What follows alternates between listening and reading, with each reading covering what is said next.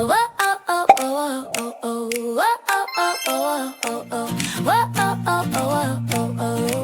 everybody, welcome to the Soulstice Living channel. I'm so excited to have you here with me. So I write a lot of blog posts, weekly blog posts on my website, soulsticeliving.com, and I decided to read some of them to you so that we can take you on a journey of organization, decluttering, and wherever life takes me at the moment that I want to write about. So sit back, relax, and let's get reading. Hey Soulsticers, how are you on this wonderful, beautiful day? Welcome to Soulstice on Stage, presentations, TV segments, and blog readings. Today we are going to dive into 4 basic steps to organize any space. Are you ready? Because clutter isn't just physical, it's mental, emotional, and spiritual too. Whether it's due to a lack of time, energy, ability, or let's be honest, just not wanting to deal with the mess, getting organized can feel like climbing a mountain in flip-flops. Between work, family responsibilities, errands, and just trying to keep your head above water, the task of decluttering tends to get pushed lower and lower on the to-do list until it eventually disappears altogether. But here's the thing. At some point, the mess catches up with you. It affects your focus, your mood, your ability to rest, and even how you show up in the world.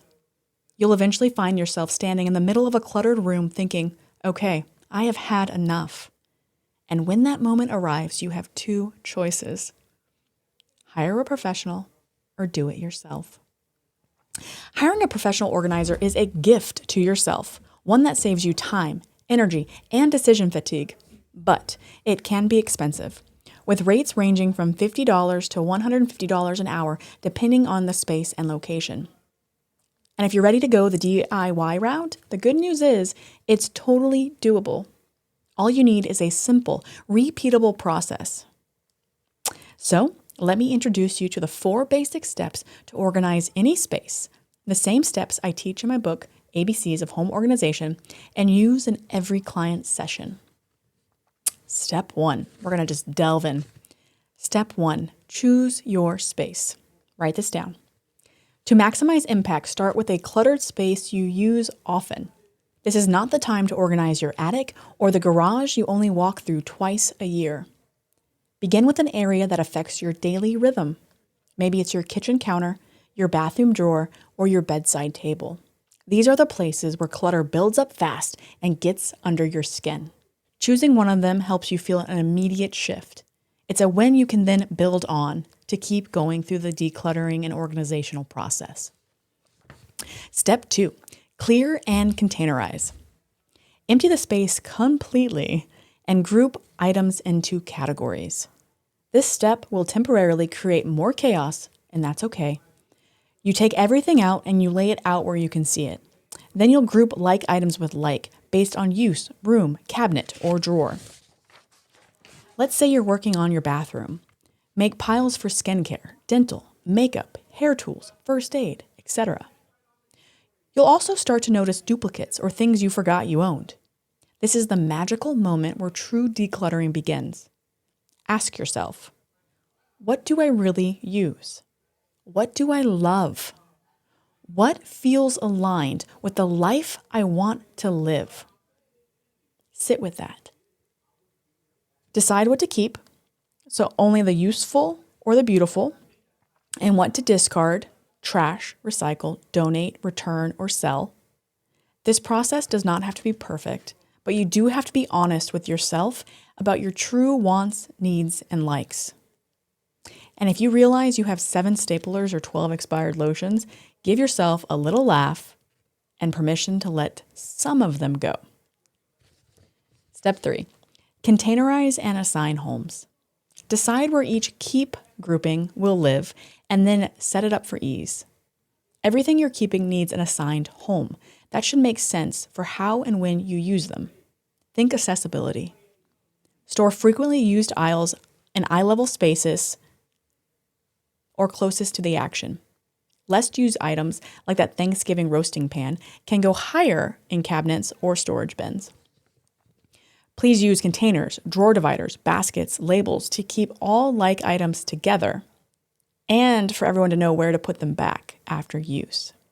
So this is the part where your space begins to look organized, but more importantly, it starts to function like a supportive environment. But don't overcomplicate it, okay?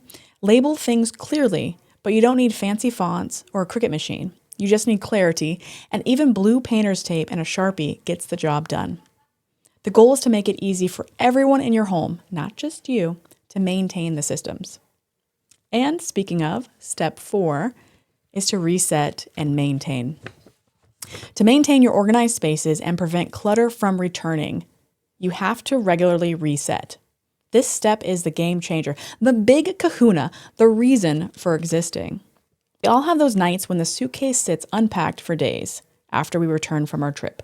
The mail piles up on the counter, or the shoes end up everywhere but the closet.